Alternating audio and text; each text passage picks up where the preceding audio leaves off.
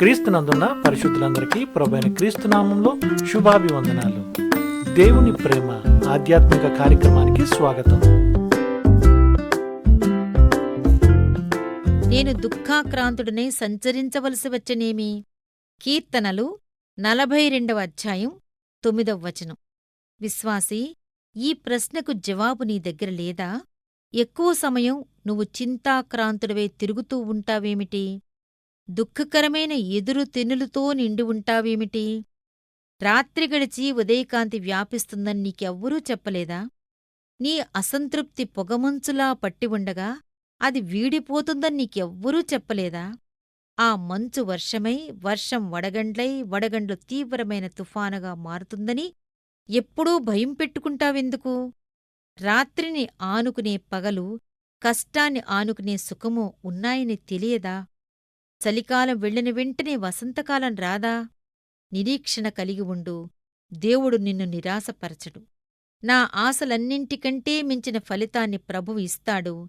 నా భయాలన్నింటినీ పోగొడతాడు. విరిగిపోయిన నా ఆలోచనలతో వంతెన కడతాడు. నా కన్నీళ్లలో ఇంద్రధనస్సును మెరిసేలా చేస్తాడు.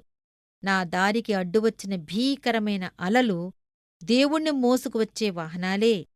అరణ్య మార్గాలో తిరుగులాడే వేళ ఆయన ప్రేమలో నేను విశ్రాంతి పొందుతాను. నా హృదయానికి తన ప్రేమ ఔషధాన్ని పూసి గాయాలన్నిటినీ బాగుచేశాడు. ఆయన నేర్పిన పాఠం కఠినమైనదైనా అది నాకు జ్ఞానాన్ని నేర్పింది. ఆయనలో తప్ప భూమిపై దేనిలోనూ నమ్మకముంచకూడదని బోధించింది. నాకు అగోచరమైన దారుల గుండా నన్ను నడిపించాడు. ఆయన్ను అనుసరిస్తుంటే వంకర దారులు తిన్ననివైనాయి, మెట్ట పల్లాలు చదునైనాయి. దారి పక్కన నాకు ఖర్జూరపు చెట్లు, చల్లని నీటి ఊటలు సేద తీర్చాయి. రాత్రివేళ మండే అగ్నిమేఘం నాకు దారి చూపింది. పగటివేళ మేఘస్తంభం నీడనిచ్చింది. గడిచిన కాలంలో నా జీవితాన్ని నెమరువేసుకుంటే రాబోయే కాలంలో నా జీవితమంతా నా భయాలకు అతీతంగా ఉంటుందని అర్థమయ్యింది.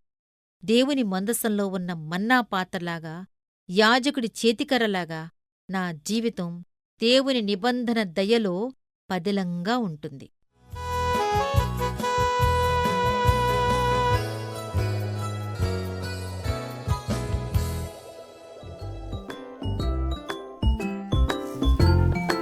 దేవుని ప్రేమ ఆధ్యాత్మిక కార్యక్రమాన్ని చివరి వరకు వీక్షించిన శ్రోతలందరికీ మా హృదయపూర్వక వందనాలు. తిరిగి మళ్ళా రేపటి ఉదయకాల సమయం కలుసుకుందాం.